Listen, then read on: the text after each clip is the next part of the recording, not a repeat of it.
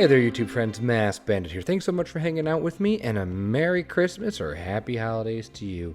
If I played my cards right, this video is coming out right around Christmas time, maybe a day or two before. And so, yeah, have yourself a happy holiday if you celebrate. And welcome back to Planet Zoo, to Emerald Gardens, and welcome to the Arctic DLC. Doesn't it look snowy? No, of course not. Yeah, the Arctic DLC has dropped, and so I was all about the Arctic wolves, and then I wasn't. I knew that time was going to be short these few days, and I had read a lot about the Arctic wolves, and I wanted to really do that habitat justice. So I'm putting it up. I'm putting it on the to-do list for the next episode. But we have a different Arctic animal today. We are going to be building a Dahl Sheep exhibit. And at first, I was just kind of being silly about it, like, oh, Dahl Sheep, they're my favorite, but I really like them. They're really cool. Oh, pardon me. They're really fun. They look great, and their needs aren't too terribly outrageous, and so it felt like it was a nice little buffer. Like, this feels like one of those animals that, oh yeah, look, it's in the zoo, but you're not going out of your way to go see it. It happens to be there. So I had this grand idea to build an exhibit that looked like a cliff face or looked like a mountaintop. I mean, these are goats, according to my, to be frank, minimal research. These are animals that live in the mountains, in the in the rocky alpines of Alaska.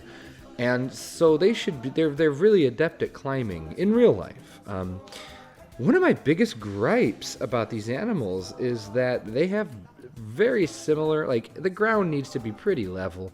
Any sort of jumps or anything, they have a kind of a hard time with it.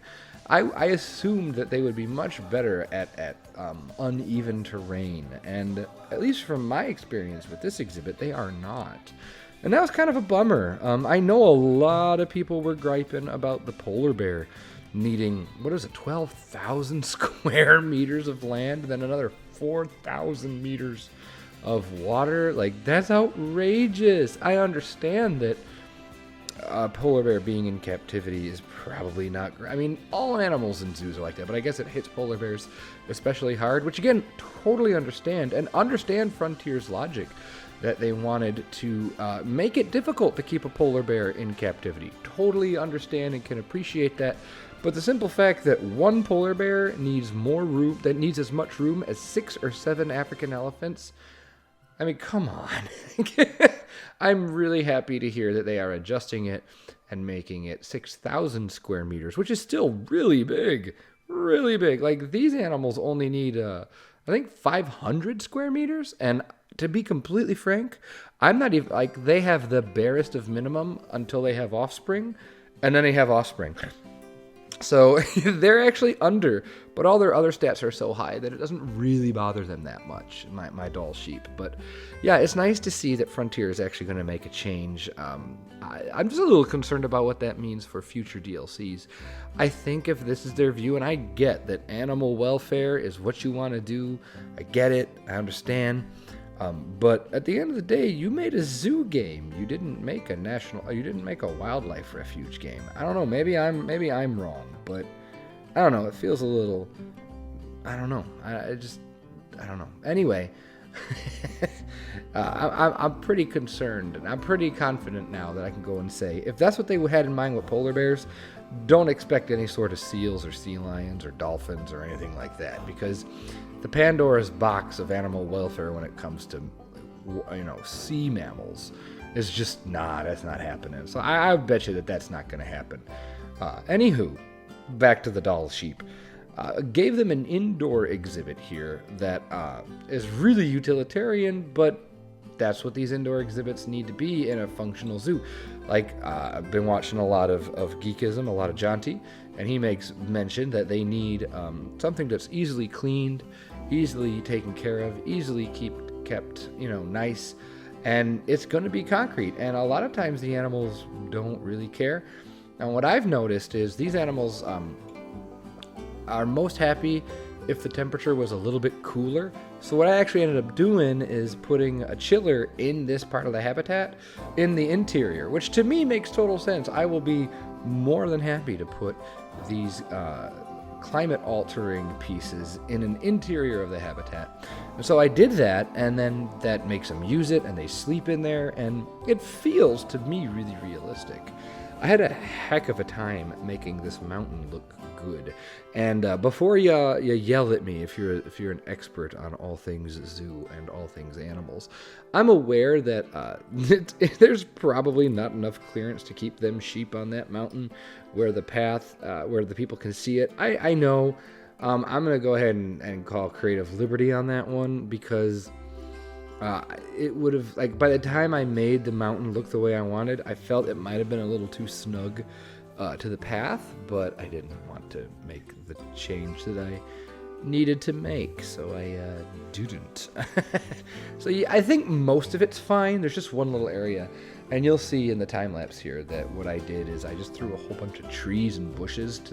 To me, if I'm a sheep, I'm not going to jump through trees and bushes to get onto the path. I don't know. Maybe I don't know how smart they are. I don't know. Are sheep smart? I don't know. But here we go. We're throwing in a concrete rather than the terrain. We're going to give it a concrete floor, and that doesn't bother me. I think that's pretty realistic. Like in the panda exhibit, the comments were really interesting. It was nice to see so many people that seemed to really enjoy that aesthetic, that realistic aesthetic, at the expense of that best case scenario. Like, again, Planet Zoo tends to be pushing people to build that best case scenario because of animal welfare. And again, I don't disagree with that.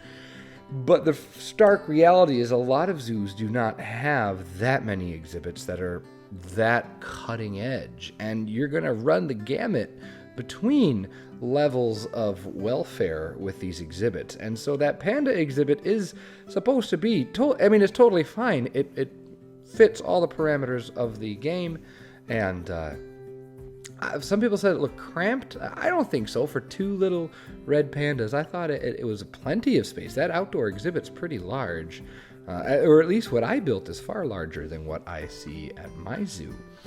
But anyway, it kind of, like, I was really glad to see that so many people seem to enjoy that aesthetic, because if you liked that, then you're really going to like what I plan to do in Planet Zoo, and you're really also going to enjoy the Bro Coaster series, Season Zoo, St. Reginald Zoo, and Botanical Garden. Like, if you haven't checked that out yet, I really encourage you to do so, because it's going to be this aesthetic, this realistic, because a lot of zoo is utilitarian.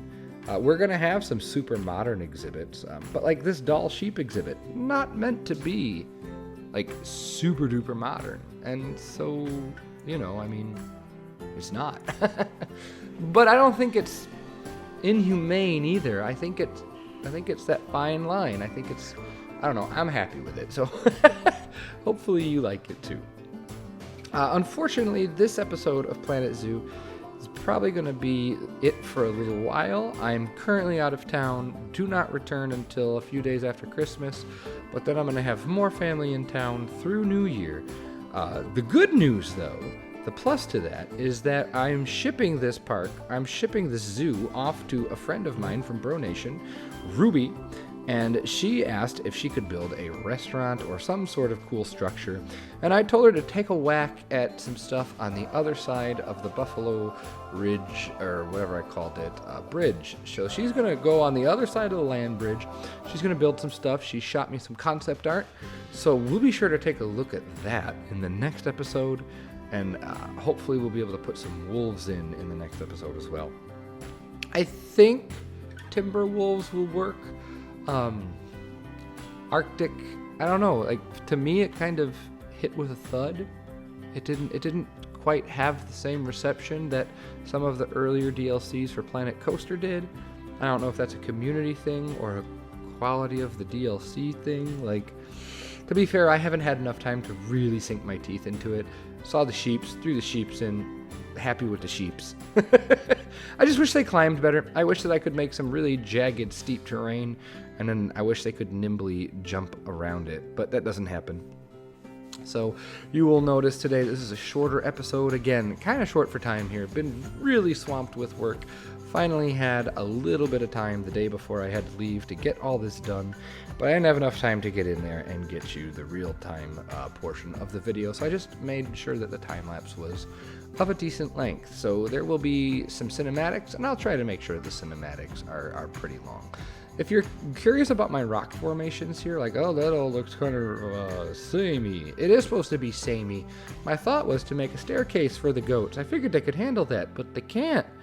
And that's where I was like, oh, their climbing mechanism is not at all what I thought it was. So I am pretty happy with the rock work overall, and I think it really helped make the mountain look not as bad. Because one of the problems with the terrain textures is it's pretty tiley, and if you use a lot of the same texture repeatedly, it doesn't look so great. So, but anyway, we're gonna finish up ye old time lapse here, and with some foliage and just kind of adding some of the finer details to make it look more realistic and make it look good. Again, I know this is not the most realistic habitat, as far as they could probably escape it if this wasn't the game.